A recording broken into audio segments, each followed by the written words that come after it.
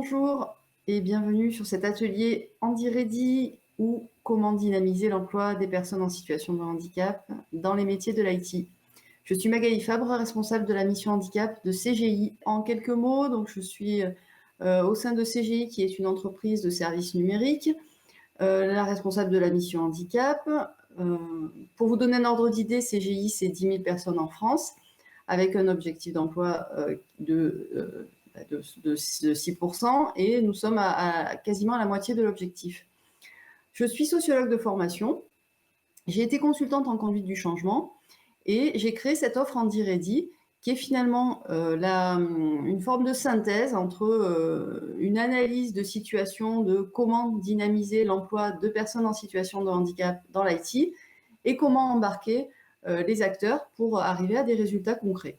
Je vais vous présenter la petite vidéo, un motion design qui résume l'offre Andy Ready et qui va vous permettre de voir un peu plus clair dans la démarche. C'est une offre qui a été intégrée au sein de CGI et que nous proposons à nos clients. Mais au-delà, nous allons voir que l'atelier qu'on va faire, ça va vous permettre aussi, vous, de vous projeter dans ce type de démarche.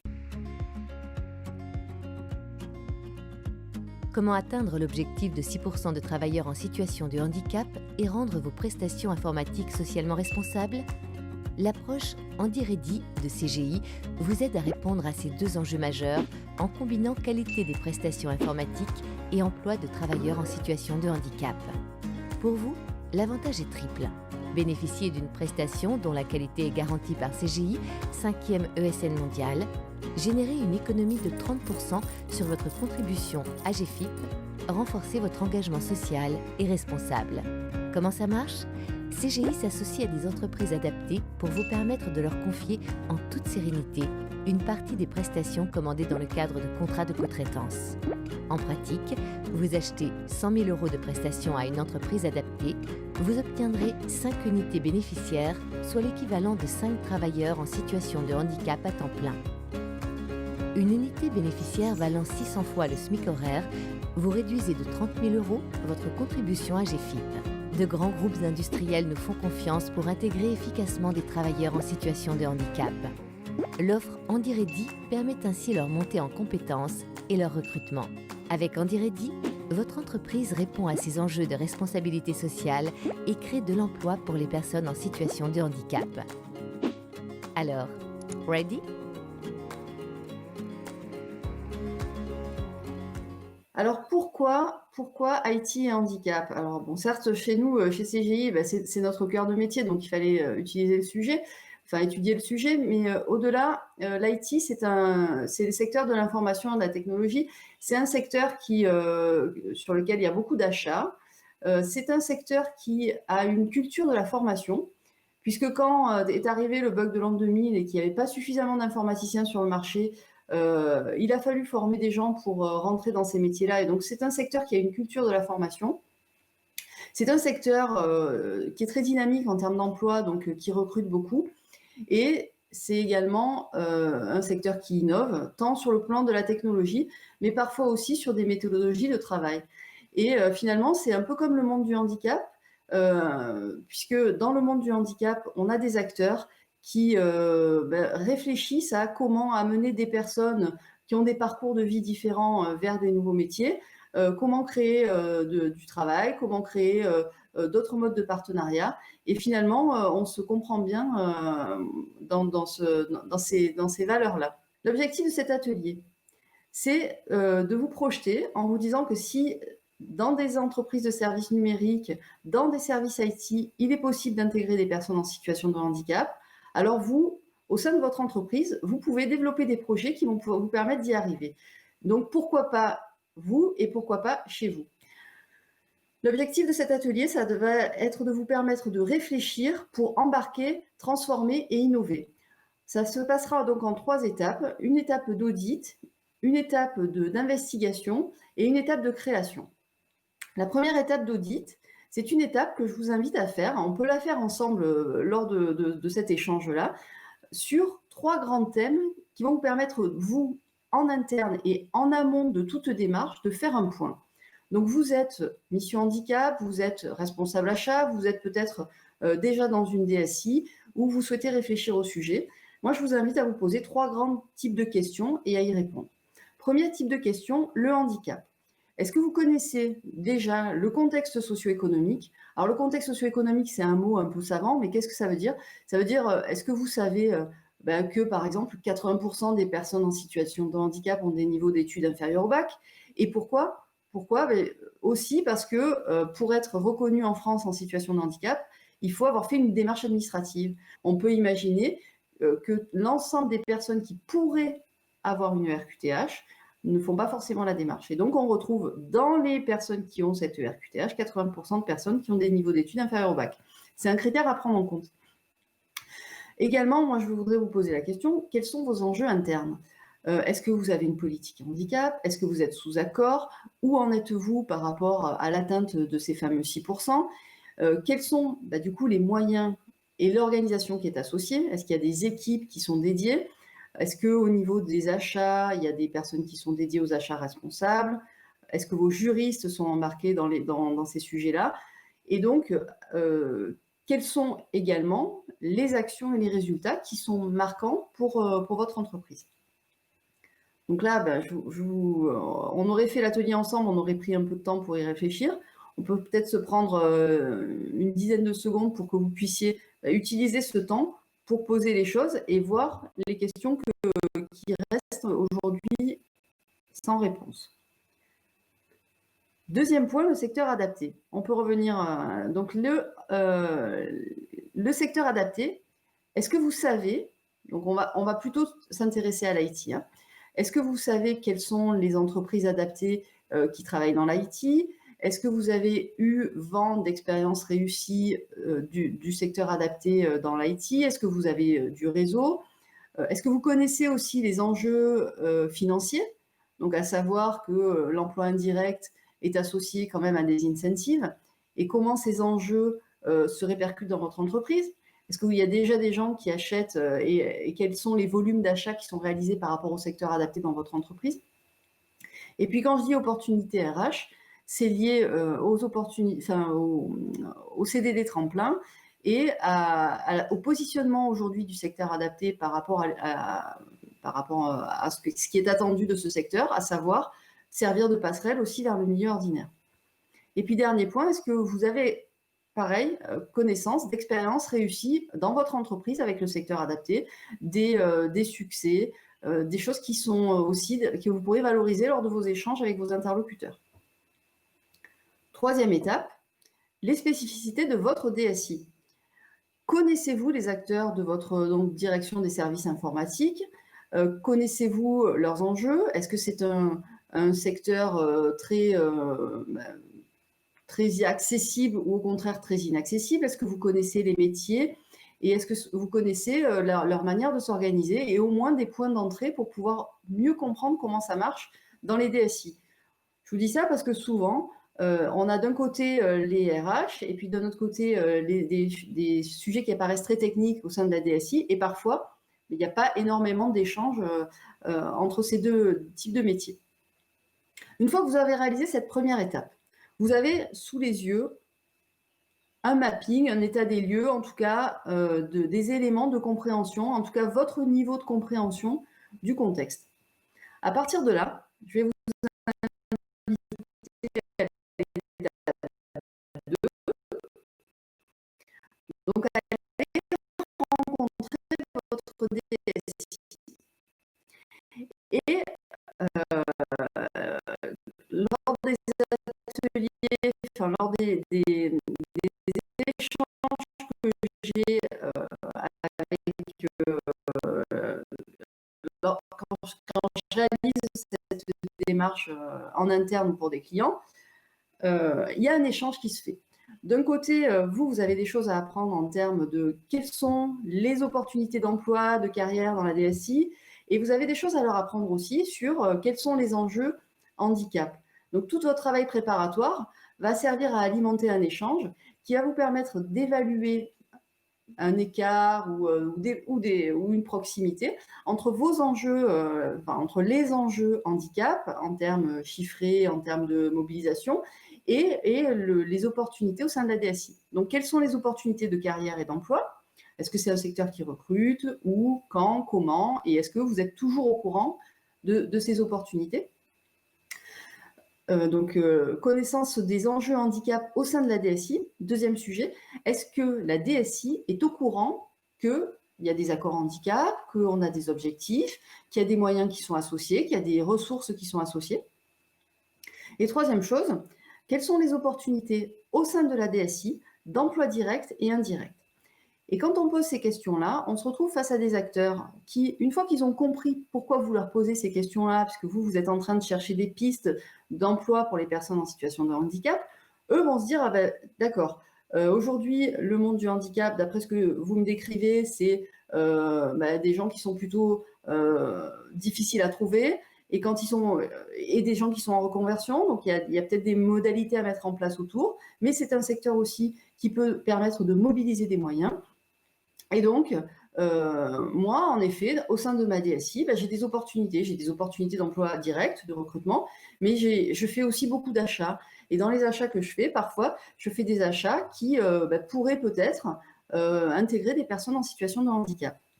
Et donc là, on va arriver en étape 3. Quels sont les achats et quelles sont les opportunités, surtout sur l'emploi indirect, qui vont permettre d'intégrer des entreprises adaptées au sein de la DSI? Ce slide-là, ce schéma, il a été co-créé, je l'ai co-créé avec une entreprise adaptée lors de ma montée en compétences sur les modalités d'intégrer des entreprises adaptées à nos métiers à nos métiers dans la DSI. Et donc, qu'est-ce qu'on regarde? On va regarder des choses qui sont liées dans les projets. Donc là, on rentre au stade du projet de la DSI. Et ce n'est pas quelque chose qu'on fait de l'extérieur, on le fait avec les acteurs de la DSI qui connaissent bien leur projet. Et donc, on va regarder avec eux s'ils ont des projets qui vont se prêter plus facilement à l'intégration d'entreprises adaptées. Comment? On va regarder déjà la technicité métier. Je vais vous donner un exemple. Les métiers du support, c'est des métiers sur lesquels on peut prendre des personnes, les former et les mettre rapidement en agent support pour commencer à répondre à des besoins des utilisateurs. Évidemment, si le métier d'expertise, d'architecture, etc., sont des métiers qui demandent évidemment plus de formation, plus d'expérience, etc. Donc, logiquement, les métiers du support ou les métiers du test vont être plus accessibles. Et donc, c'est là-dessus qu'on va pouvoir avoir plus d'opportunités, plus de facilité. Deuxième point, la variabilité des activités. Si je vous dis, moi j'ai une activité qui va changer tous les 15 jours parce que j'ai besoin parce que j'ai des tout petits projets sur lesquels j'ai besoin d'une très forte agilité, eh bien, une entreprise adaptée, pour elle, c'est plus compliqué puisqu'on va avoir plus de facilité à travailler sur des projets long terme qui sont plutôt récurrents et qui vont permettre la montée en compétences et l'accompagnement des personnes à l'acquisition des compétences nécessaires. Le troisième point, c'est le découpage possible des activités. Moi, pour avoir travaillé plusieurs fois avec des entreprises adaptées, je me rends compte que souvent, on a tendance à demander toutes les compétences sur une seule personne. Donc là, cette seule personne, ça va être compliqué de la trouver. Par contre, si on a un projet avec beaucoup d'activités et que dans ces activités, on arrive à découper et à identifier des activités qui sont plus accessibles.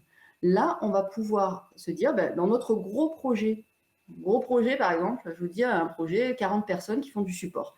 Il y a 40 personnes qui font du support sur plein d'applications, mais dans ces 40 personnes, il y en a 5 sur lesquelles on attend plutôt du support sur le back-office. Et bien là, le back-office, ça va être plus accessible et il va être plus facile de monter des gens en compétences pour maîtriser le support sur le back-office que le support sur des applications plus complexes. Donc là, on peut découper les activités et aller se dire, sur ces activités-là et sur ce petit bout d'activité qui est peut-être un peu plus accessible, est-ce qu'on ne pourrait pas travailler avec une entreprise adaptée? Et laquelle? Et ensuite, c'est la suite du travail. Dernier point sur la spécificité du métier, c'est la maîtrise des facteurs de pression. Quand on travaille avec le secteur adapté, on apprend, moi j'ai appris que le degré de pression était différent et le but c'est justement de permettre aux personnes de travailler avec un niveau de stress et peut-être des adaptations horaires et de charges qui sont compatibles avec leur situation de handicap. Donc là pareil, quand on est sur des projets qui sont très tendus, très risqués, avec des grosses pénalités, avec beaucoup de changements, très stressants, ce n'est pas les projets sur lesquels on va avoir le plus de facilité à intégrer des entreprises adaptées. Par contre, il existe des projets plus récurrents sur lesquels, au contraire, on va gagner à la pérennité des personnes, puisqu'on va gagner dans la fidélisation, et ces projets-là vont être plus facilement ciblés pour pouvoir intégrer donc le secteur adapté. Deuxième volet, c'est les spécificités organisationnelles. Et c'est pour ça que je vous disais, on va faire intervenir d'autres acteurs. Donc, il y a le mode contractuel. Est-ce que vous contractualisez plutôt en mode assistance technique avec plutôt un achat d'une personne, ou plutôt en mode centre de service, où finalement vous achetez plutôt un service qui va pouvoir être réalisé selon les modalités définies par le prestataire de service et qui va offrir plus de liberté pour les entreprises qui pourraient répondre pour s'organiser.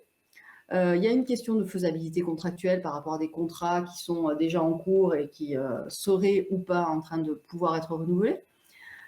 La question de la localisation de la prestation importe également, puisque est-ce que cette prestation doit nécessairement être réalisée dans vos locaux, dans les locaux de votre prestataire, ou est-ce qu'elle peut être réalisée à distance, auquel cas on ouvre sur une potentialité de prestataire qui est différente. Et enfin, le dernier point, c'est le point de l'accessibilité des outils et des locaux. Il y a un point indispensable à vérifier si on veut se lancer dans l'intégration de personnes en situation de handicap. Petit point en rouge qui n'est pas des moindres, c'est est-ce que votre projet va pouvoir avoir un sponsorship ou des leaders?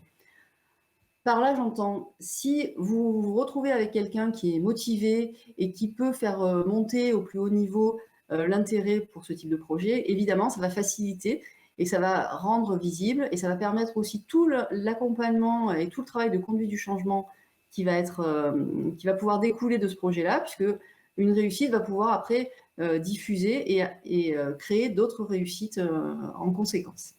Une fois que vous avez ça, vous avez d'un côté vos opportunités, de l'autre les opportunités liées à vous, votre potentiel en termes de handicap, alors à savoir vos opportunités internes, et puis vous allez pouvoir aller vers le secteur adapté avec des pistes de travail.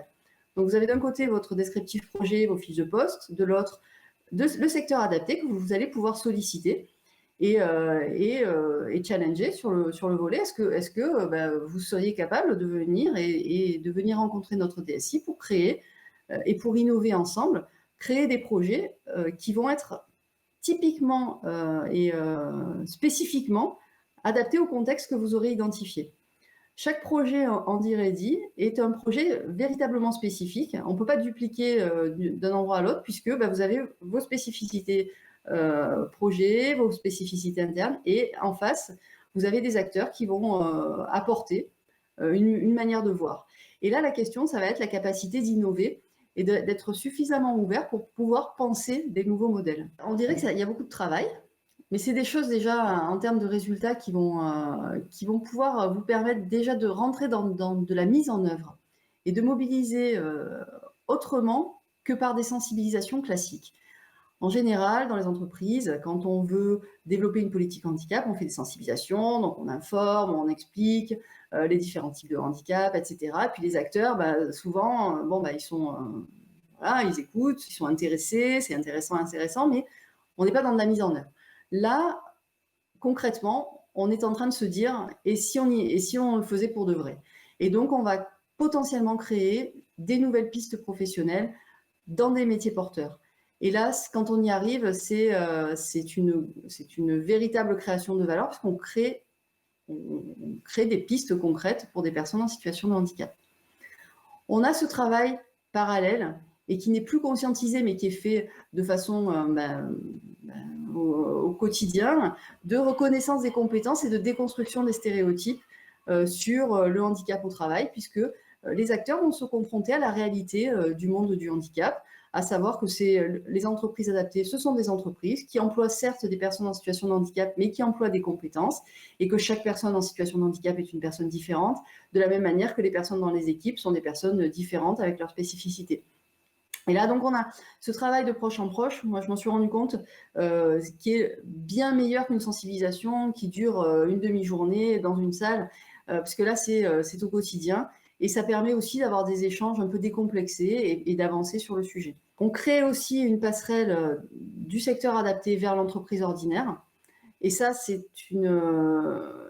une opportunité qui est rare de pouvoir justement utiliser des projets qui permettent de passer, de se mettre en situation. Et on crée aussi la possibilité d'avoir des formations qui sont adaptées aux besoins métiers.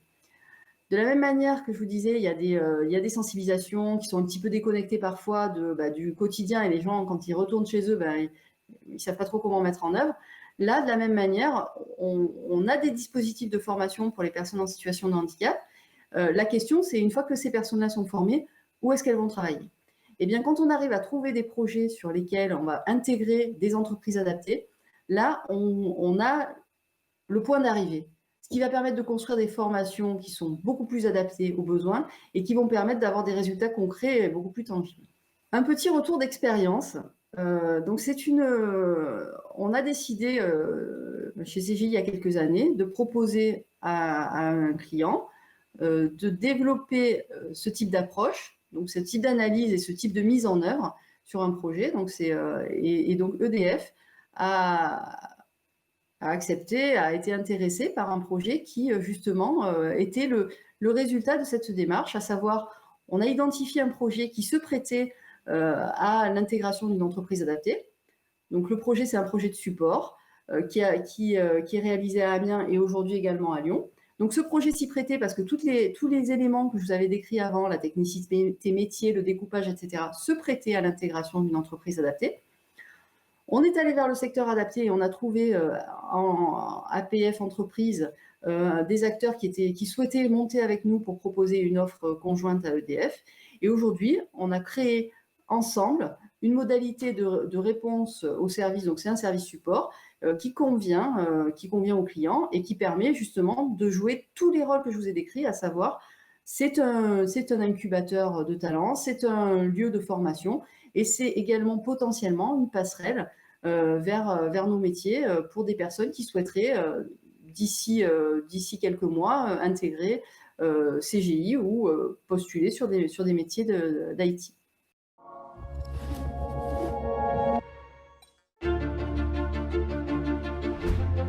Je m'appelle Maxime, je suis en situation de handicap. J'ai commencé mon parcours par Webhelp à Compiègne sur des plateformes téléphoniques. Mon rôle est d'accueillir les nouveaux arrivants APF et de les aider à la montée en compétences sur le projet EDF en tant que référent. C'est en 2017 qu'EDF a souhaité, dans le cadre du renouvellement de sa prestation de support informatique aux conseillers clientèle, introduire une clause de cotraitance avec une entreprise adaptée. Après consultation, EDF a retenu la proposition de CGI qui incluait un partenariat avec APF France Handicap. L'équipe support CGI APF traite les demandes et sollicitations de plus de 5000 conseillers clientèle. Ils assurent le suivi du traitement jusqu'à la résolution d'environ 15 000 demandes par mois. La responsabilité sociale fait partie des valeurs de CGI. Nous traduisons ça à travers deux axes. Le premier, la création d'une association qui s'appelle HandiTech. Et la deuxième, la création d'une offre qui s'appelle HandiReady et qui permet aux personnes en situation de handicap d'intégrer le monde de l'informatique. Nous n'avons pas rencontré de difficultés particulières. D'abord parce que c'est le troisième contrat en partenariat avec une entreprise adaptée. Et ensuite parce que nous avons créé une équipe intégrée, complètement alignée sur les objectifs d'EDF. Le retour des équipes est extraordinaire, l'aventure humaine est une vraie réussite et la satisfaction du client est très bonne. Le partenariat avec CGI est la conjonction de plusieurs facteurs. Nous avons travaillé depuis plusieurs années avec la mission handicap de CGI pour identifier des projets susceptibles de correspondre à nos collaborateurs. Nous avons ainsi commencé par de la sous-traitance, mais pour que ce type de projet ait une véritable impulsion, il a fallu identifier un client qui accepte de travailler avec le secteur protégé. Et ce fut le cas avec EDF. Très clairement, ce type de projet est une formidable vitrine pour l'ensemble du secteur protégé adapté. Nous sommes ravis de cette collaboration. D'ailleurs, une expérience de cette envergure vient de démarrer sur le site d'EDF Lyon pour la production nucléaire. Le partenariat APS-CGI pour le client EDF, c'est mission réussie. Je me vois toujours présent dans 5 ans pour améliorer encore une fois la qualité de service avec de nouveaux agents APF.